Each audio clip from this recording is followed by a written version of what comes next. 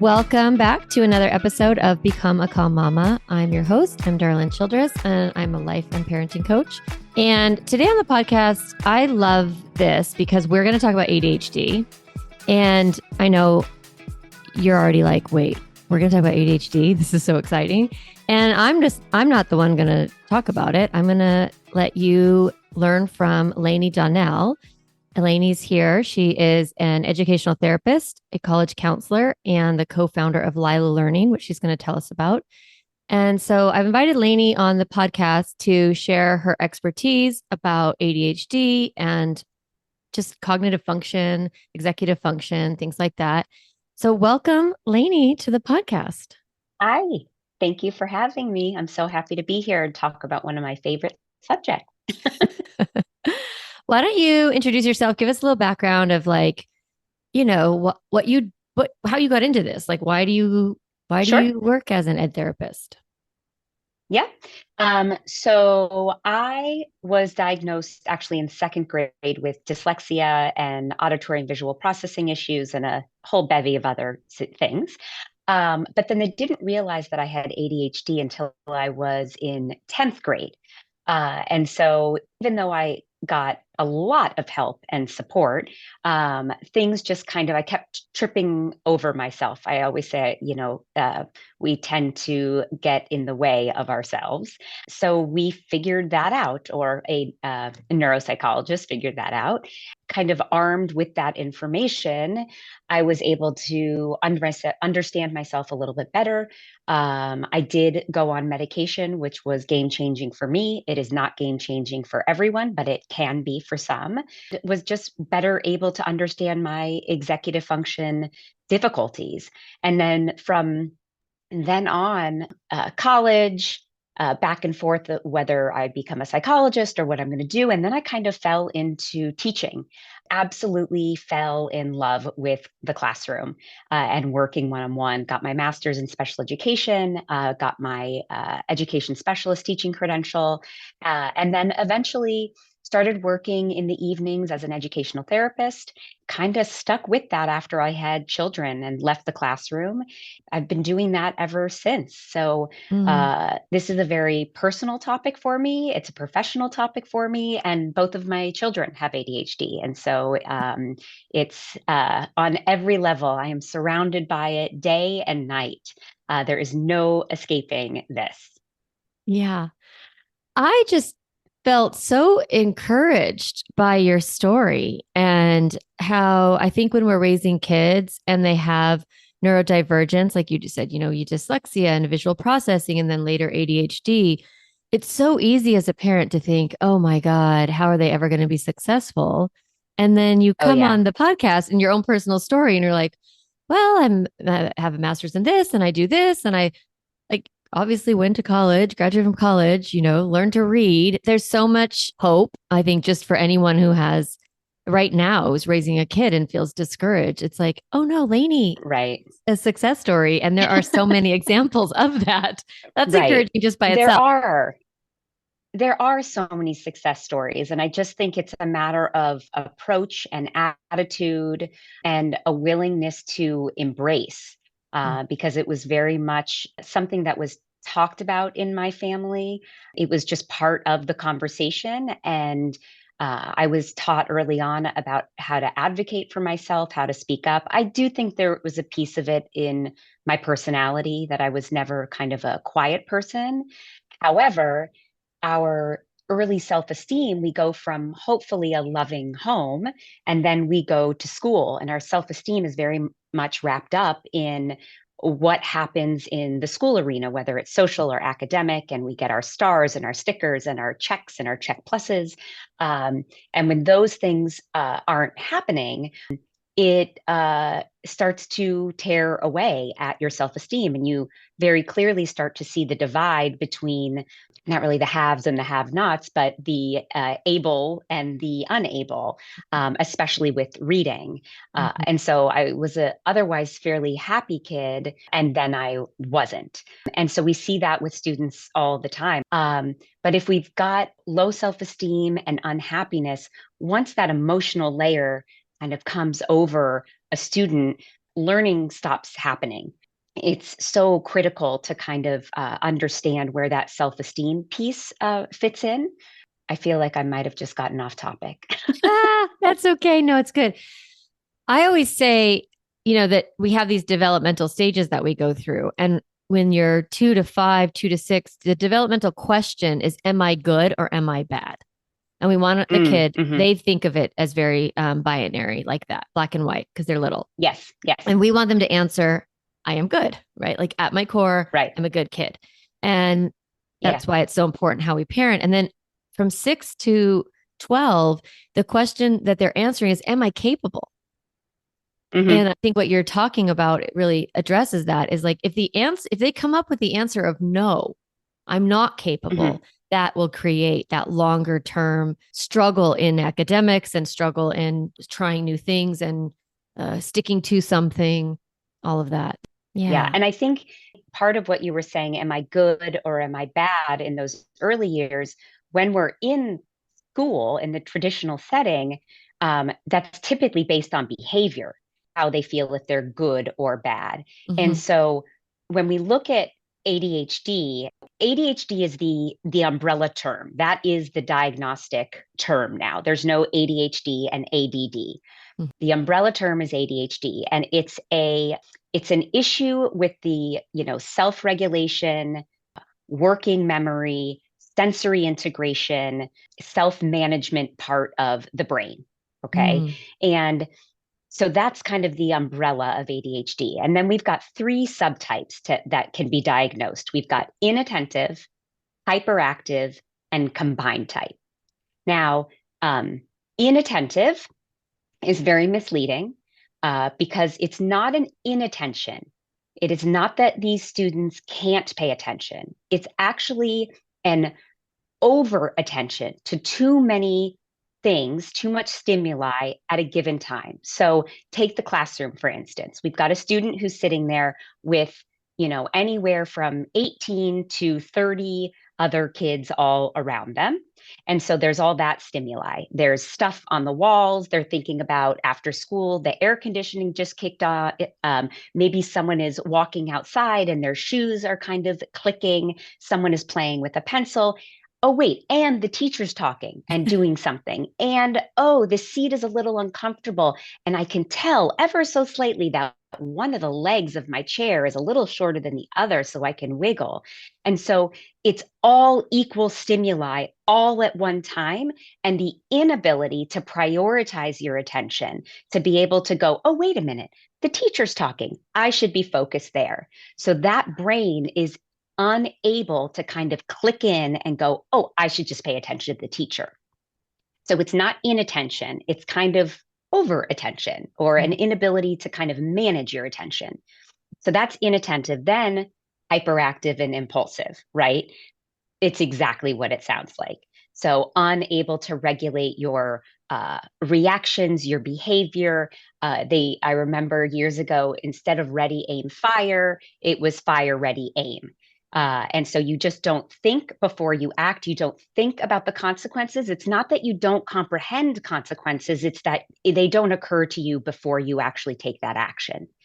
And so going back to what we were saying, the kids who are a behavior issue get the sense that they're bad early on, because those are the students who are most obvious. They are the most obvious students who are struggling. The inattentive students sit quietly.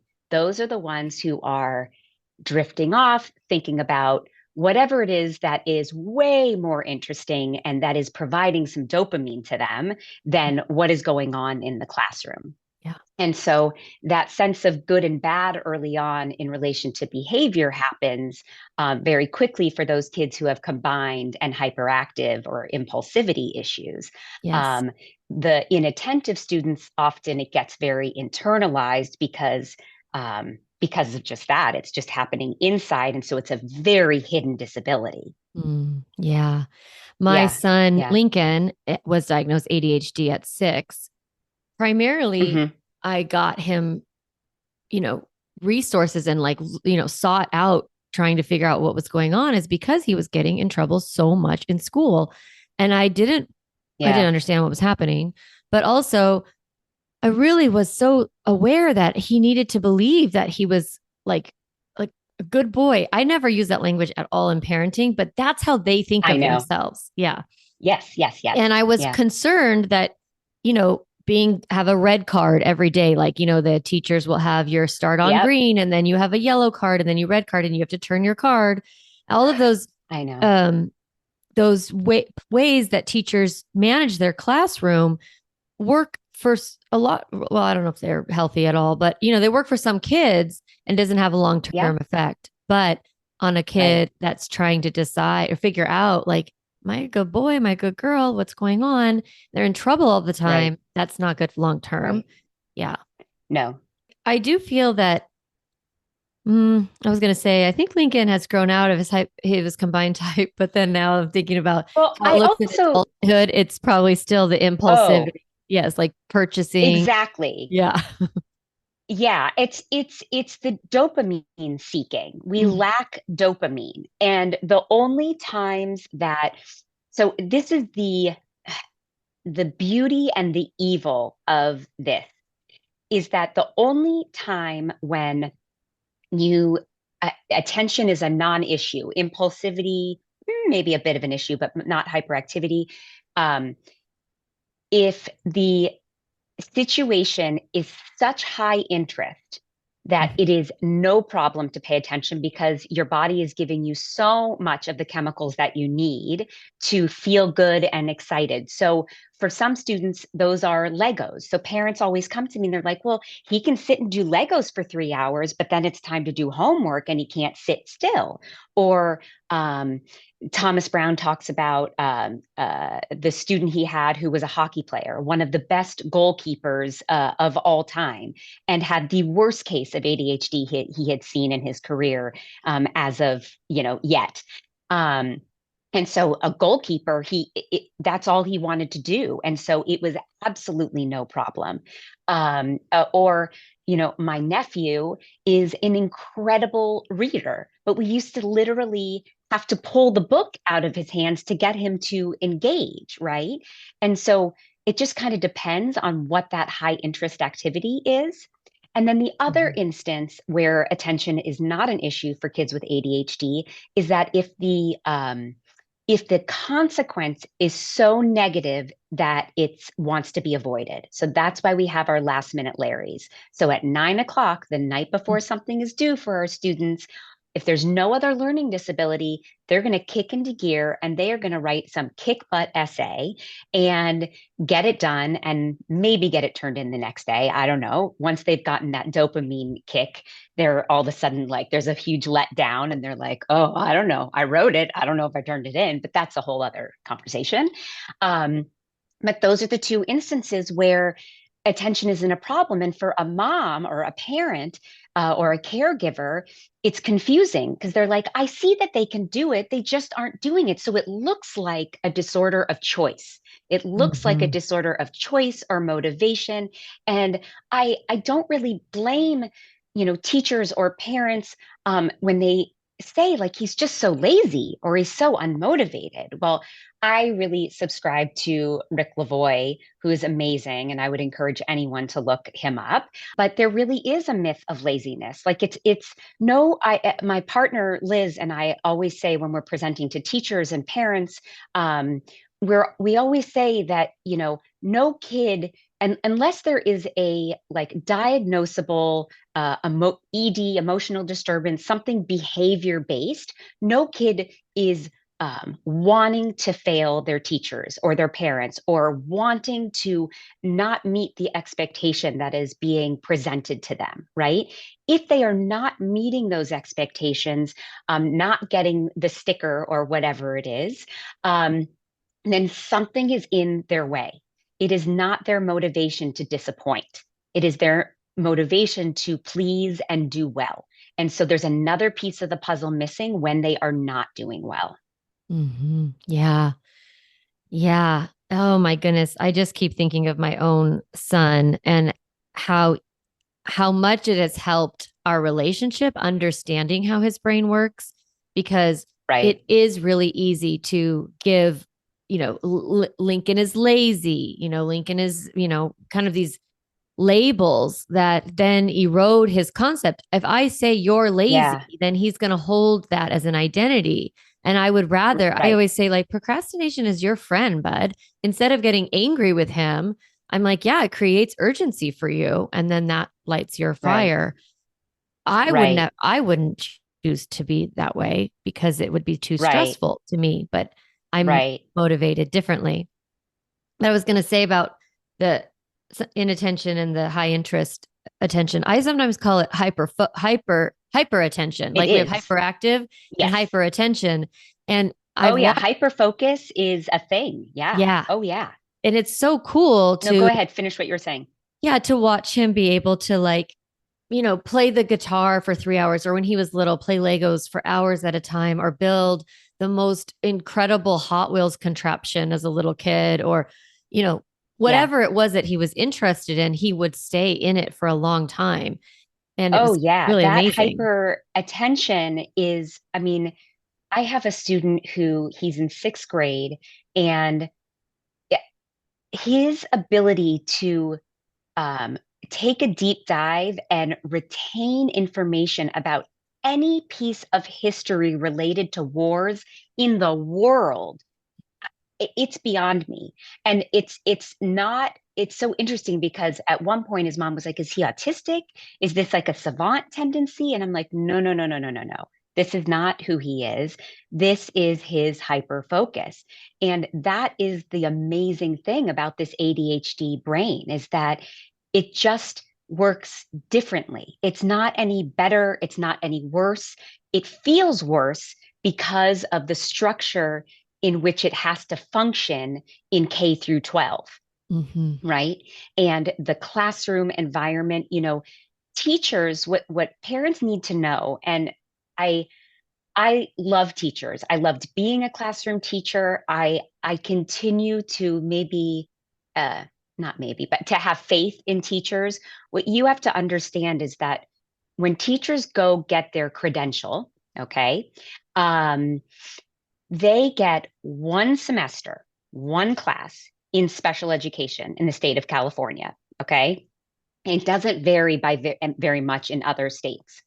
And that class covers everything that falls under special education, which is a huge, huge area.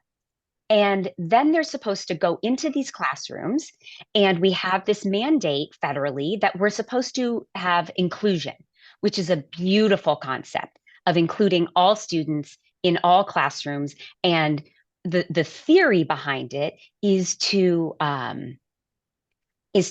look at neurodiversity, respect brain differences, strengths, challenges. Yet our teachers aren't really prepared to go in there and do that.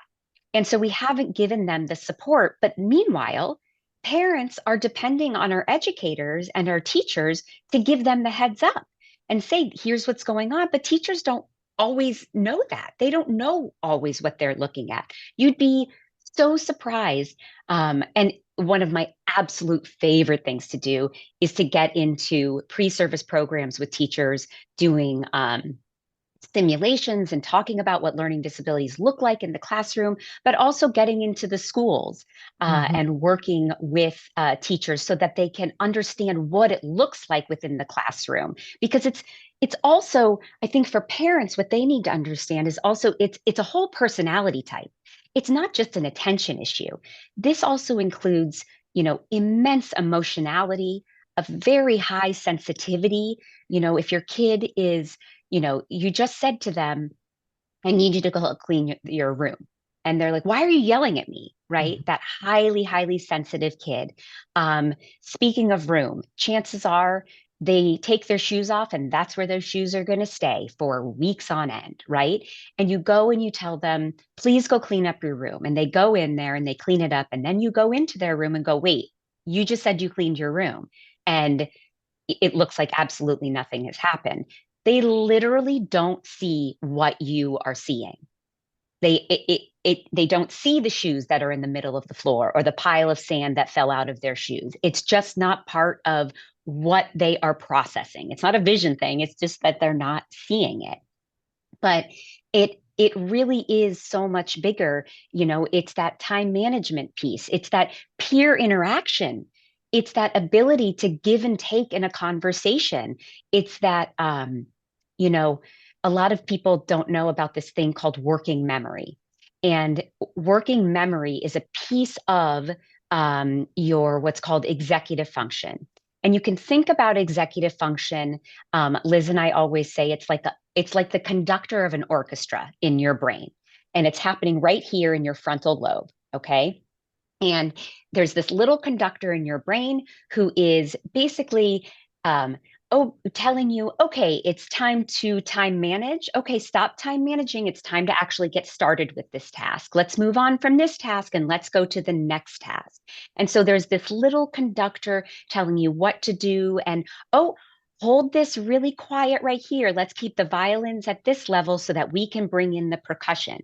That is part of the working memory. It's like holding on to information while you're manipulating it and doing something else. So, for example, let's say I'll come back to the peer interaction piece, but just so I can explain what this working memory is. So let's think about learning order of operations. Okay. If we learn order of operations in math, we've got to also have some math fluency, right? We've got to know our multiplication table. We've got to remember how to add and subtract and carry and do all of those things, right?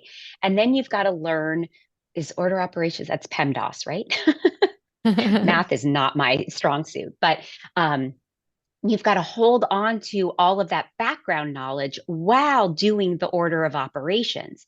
When you have poor working memory and you can't hold on to those math facts and that fluency of maybe your multiplication table, the order of operations isn't actually going to happen. Okay. It's the same thing with algebra. Think about all the steps that go into algebra. There's so many little pieces of that. And if there's one little cog that is a little off, then they can't do that. But if you put a multiplication chart in front of them and you help their working memory a little bit, oh, all of a sudden, it's no problem to do an algebra problem. It's the same thing with writing an essay. When you think about writing a paragraph or a 3-paragraph essay, you're thinking about sentence structure. You're thinking about the actual topic. You're thinking about the organization of the information, transition words, spelling, punctuation, right? Your audience. Am I doing first person? Do I have to do third person, right? There's so many things that you have to hold on to while actually performing that task. So if we go back and we think about working memory, and then we go back to thinking about peer interaction, you've got to remember, well, right now, darling, you and I are talking, and I've got to remember, okay, this is my professional hat right now. So I need to be speaking to you professionally, right? And I also need to, remember all the things that I know about ADHD while also holding on to the question that I'm actually trying to answer at the same time. And so I have to hold on to all of those things while I'm performing this task. Well, a 9-year-old boy who just wants to get out what they want to say and and remember that there's some social cues coming at them.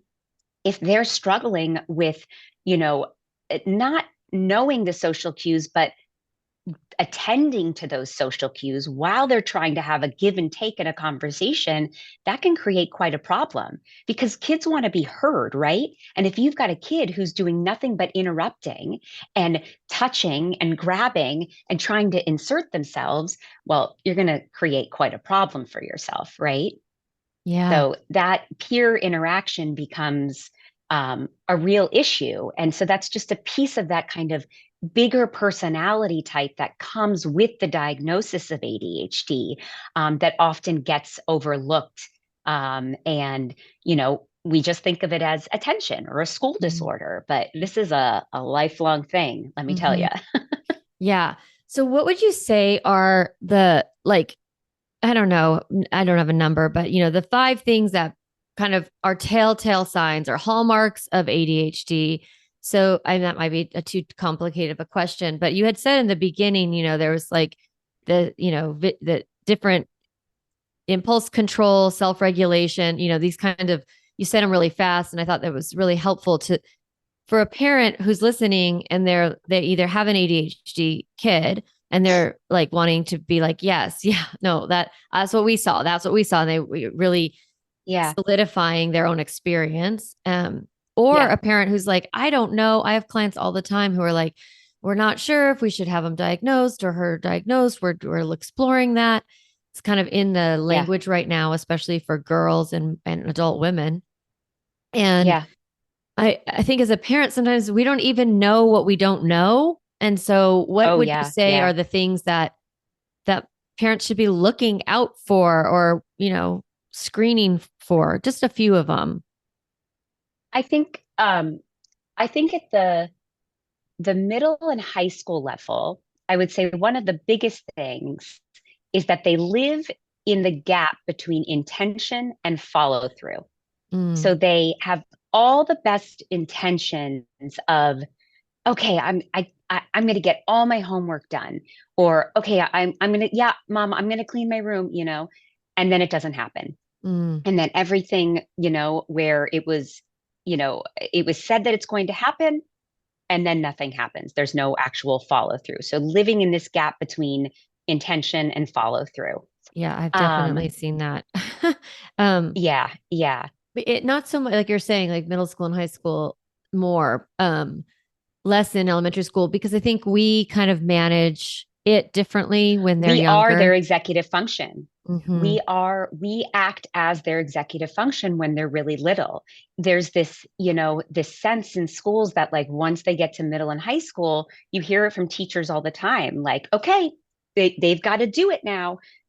They've got to practice. And my response to that is, you've got to teach it so then they can do it. We can't just all of a sudden be hands off. And I don't think that, doing it for them constantly. But I remember in my master's program, or it was in master's or credential, I don't remember, but we were always taught that I do, we do, you do. Mm-hmm. And Mm-hmm. so as a teacher, I would do it, model it, and then we would do it together. And then eventually the theory is you would do it on your own. Mm-hmm. And so I think what you have to remember with ADHD is that with executive function, with that little conductor who's living up here in your frontal lobe, on average, your executive function in the ADHD brain is delayed at like on average 3 years. So when we get to seventh grade or sixth grade, you've got to remove 3 years from that. Okay, maybe two, depending on who the individual is. And remember, like, we can't in psychology they called shoulding yourself. They should be able to just look at their assignment planner. They wrote it down. They should be able to. We can't do the should thing.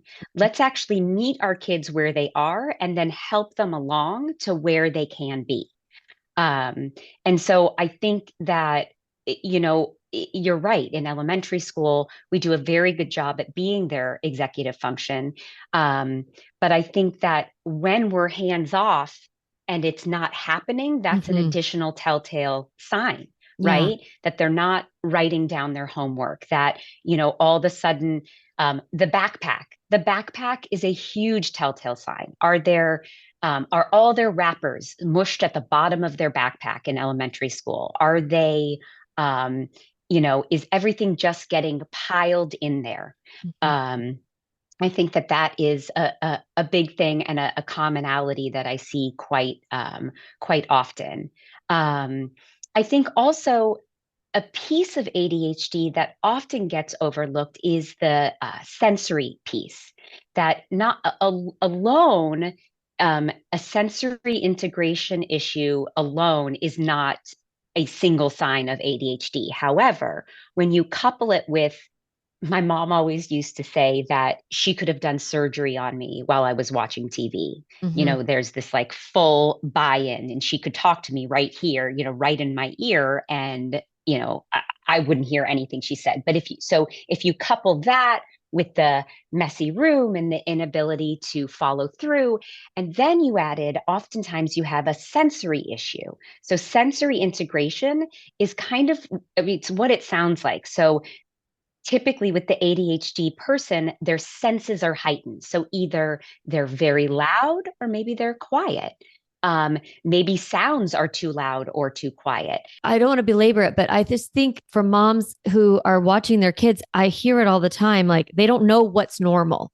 So you have like 3, Mm, 4, 5 year old, and they're all, you know, bumping into each other and big temper tantrums and all of these things. But I found like with Lincoln particularly, it all just seemed a little heightened, a little outside of hmm norm. His hmm temper tantrums were more extreme Oh, and lasted yes, longer. He had more instances of hands on others. He would be hands on others more aggressively than maybe the other kids.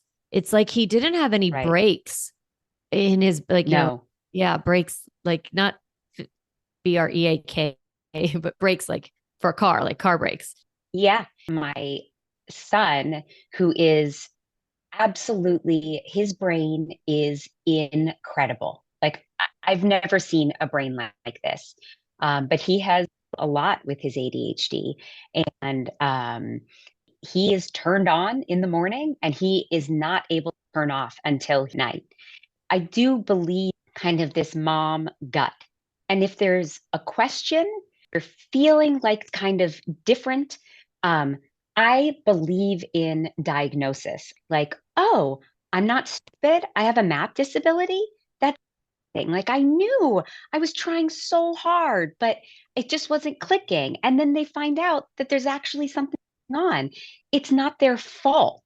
And Yeah. so to take that off of them, it's such a gift, and to make it part of the conversation, and the conversation isn't, I have ADHD, so I can't blah, blah, blah. Or, we're not excusing that. We're not, you don't have to pay attention, or you don't have to get your work. It's, I have ADHD, so we've got to figure out a different way to accomplish this task. So it's just going to look different. It's not a reason not to, it's just figure out a different way. The path is going to be different. But I encourage parents to get answers. And yes, pediatricians are a good first stop. And I adore my pediatrician. But I also think that we go to the experts in the area. So seeing someone, for a neuropsych evaluation, or seeing a child psychiatrist, or a developmental pediatrician who specializes in ADHD. I think those are some of the better outlets to go to if you want the diagnosis. Then you can, have conversations about medication or educational therapy. Strictly speaking, research in science-based, peer-reviewed, journals, what we know right now, best outcomes we have right now are a combination of medication with some cognitive behavioral therapy, educational therapy, behavioral therapy, the two together. Just taking a pill, it's a pill, not a skill. Just taking the pill is one step, is not going to create the skill set that you need. So I encourage that like approach. Parents come to me and they say, well, what about diet? And what about, and I'm like, yeah, do it all. If I do this, then all of a sudden it's a fix. There's no fix. There's nothing broken. We need to get away from this idea that like there's something to fix. There isn't anything to fix. All right. So let me just recap. You said if you are thinking that your child has some sort of signs, maybe these hallmarks of impulse control, dysregulation, skill gaps, like what you've described, messy backpack or hyper focus at times, and then inattention at other times, all of those things, that your first stop maybe is your pediatrician. And Yeah. and then we want to move into what you said it fast, so I'm going to really slow it down for the listener. Neuropsych evaluation. That's something that I think people don't know to ask for, or that's what you're seeking when you want to get not want to get a diagnosis, but want to get clarity on what's going on. And you do that through a child psychologist or child psychiatrist. Yeah, developmental pediatricians won't do a neuropsych, but they are usually just have a larger depth of knowledge, because they typically specialize in those issues. I wanted to just say a quick note about the neuropsych. just kind of differentiate for a second between a neuropsych evaluation and a psycho ed evaluation that the schools provide, because there's a lot of confusion for parents. Well, my son got tested at school. The testing that the school does is not diagnostic, is not a diagnostic tool. It's purely to assess how they are accessing curriculum and to assess what the school needs to do to help them access the curriculum. Where a neuropsych evaluation is an independent evaluation and it is diagnostic with diagnosis codes, et cetera. That's what we did with Lincoln Mm-hmm. at at he was about 6, and it was pretty comprehensive, and it wasn't covered by our insurance, or maybe it was, but we had to find Nope. somebody, and it's unfortunate. It can be cost prohibitive and also hard to find people who do these. And so I would just encourage parents to like keep working at it, because like you said, Lainie, that the diagnoses will help inform what you need to be Mm-hmm. teaching, what skills you need to be developing, and also the medication conversation. Um, Yeah. and whether Yeah. that's like the right fit and that kind of thing. I always say to my parents, I'm not a drug pusher by any means, but we do know what the science says. And the science also says the earlier a pharmacological intervention is put in place with kids with ADHD, the less likely they will engage in risky drug-related behaviors later on. Mm-hmm. Really important statistic because it's something that parents come to me a lot with, especially families that have addiction within their family history. We actually know that if we intervene earlier, we have better outcomes with that. So I Mm-hmm. thought I would just add that in there because I know that's a fear for a lot of families.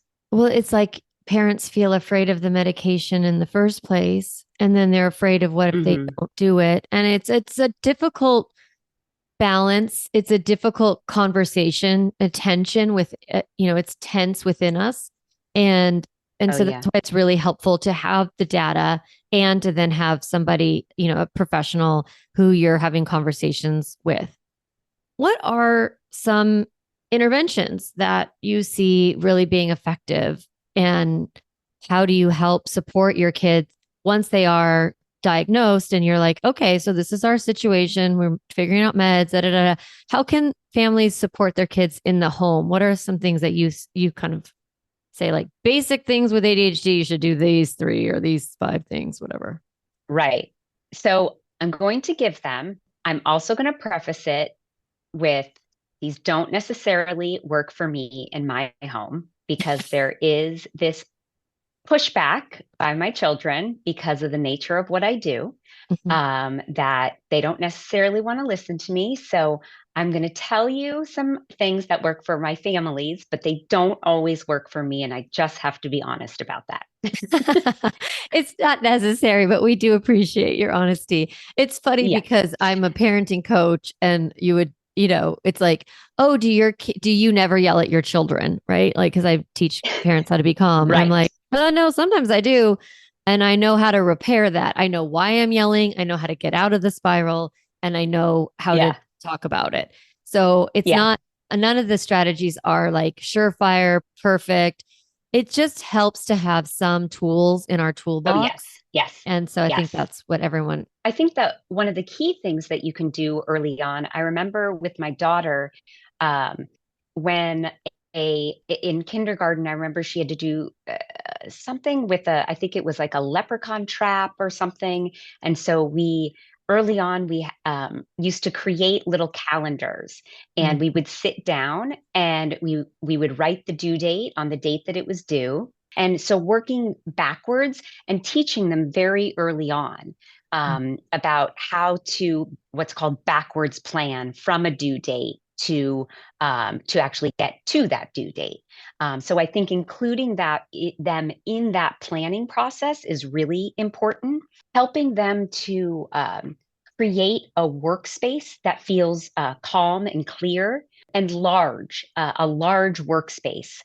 The ADHD brain thrives on structure and has a complete inability to create it.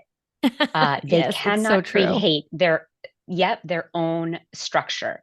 They don't necessarily, they for sure don't know where to begin. Helping them to uh, prioritize, figure out, okay, well, get this done. I'll be back in 30 minutes. And then we can figure out what the next thing is. Mm-hmm. And kind of scaffolding that and modeling. For my middle and high schoolers, we use a paper planner because the research still tells us that analog or writing is still the best for our brains. Though schools now provide these online platforms with due dates, which is so lovely, and don't get me wrong, I'm very, very grateful for it. They're just that. They're due dates, it's a to-do list. It is not a plan. So helping them to learn how to plan out their day while also understanding the bigger picture of I have an orthodontist appointment on Tuesday, and I also have volleyball for 2 hours. So the ortho and volleyball. So Tuesday night is a terrible night for me to get work done. So I better plan for Monday and Wednesday, right? So really mapping out when things are going to happen. You will for sure have some resistance. Ultimately, I think that students will be incredibly grateful for that. My business partner and I, after years and years of working with a variety of different planners, we developed one, the Lila Plan. It's now sold on our website. And it's a tool that incorporates both, morning activities, after school activities, tools to kind of help you think about is on Friday. What do I need to do on Thursday and Wednesday and Tuesday? And it comes with an instructional video. So you're not just like handed a planner and, go for it. Mm-hmm. We also have a binder that is a whole system for middle and high schoolers. Elementary schools, again, typically are the executive function for these kids. Do I wish it was different? Yes. I wish that starting in second grade, we were teaching these skills explicitly. So, and then I think, reaching out for help, finding an educational therapist who is able to help with the school based skills. Educational therapy, it's kind of like physical therapy for skills in school. Physical therapy, you go to build up a muscle or, something was broken and you need to relearn how to, use your appropriately. Well, in educational therapy, we focus on how do we break down the society? Okay, we have to study. How do we study? And how do we study in a way that's good for my learning style, right? I'm really a bodily aware and kinesthetic. How can I turn my studying into movement, things like that? And so those skills that, curriculum based instruction just doesn't seem to be able to make time for, incredibly helpful. Yeah. Okay. This is all so good. Calendaring out big projects, creating a large workspace that is really, conducive to learning to plan, sitting there, no distractions, structuring, having structure, using a planner, and then getting some support. I love all these. They're very focused on school. So maybe I'll just share on another episode of what I've done in my family. I noticed that with my son that like what you're saying, like they can't create structure but thrive from it. How important it was that I had a pretty solid routine, like what was done in the morning, Oh, very, very yes. simple, bare necessity, the 5 things before we go to school. And then the rhythm of the afternoon was really simple, really not a lot of toys, not a lot of clothes, not a lot of shoes. Um, Mm-hmm. a lot of rhythms around when we would do things. And in retrospect, I am thinking like, oh, I really did create all of that just to manage for myself, but probably because of Lincoln. He needed this Mm-hmm. this drum like boom, boom, boom in the Mm-hmm. background Mm-hmm. so that he could kind of know where he was in space and time and what was coming next. The emotional coaching things that I teach around self-regulation and processing emotion, not going against someone else's body, it also all kind of stemmed from having this impulsive kid. It's Mm-hmm. interesting to me, and like now he's a grown up, but realizing a lot of the things that I needed to figure out in parenting were probably because I was Mhm. raised an ADHD kid. There's no doubt ADHD is one of the most heritable traits Mhm. or diagnoses, which means that chances are very high that mom or dad, possibly uncle, also has ADHD. Mhm. And it's an interesting thing. Is very much a spectrum disorder. It looks very different in different kids and adults. As a mom with ADHD, parenting children with ADHD, I think it could be a whole other Yeah. topic because it's an incredibly challenging thing, when you have to recognize the things that you struggled with in your children, it brings up a whole other level of difficulty Yeah. And when and you're the a little bit of mom guilt. and you listen to these podcast episodes and the teacher like myself is like, create routines, create structure. And you're like, I don't know how. And I find that, Right. I must teach this way for a reason. Like, okay, here's step one. We're going to start here.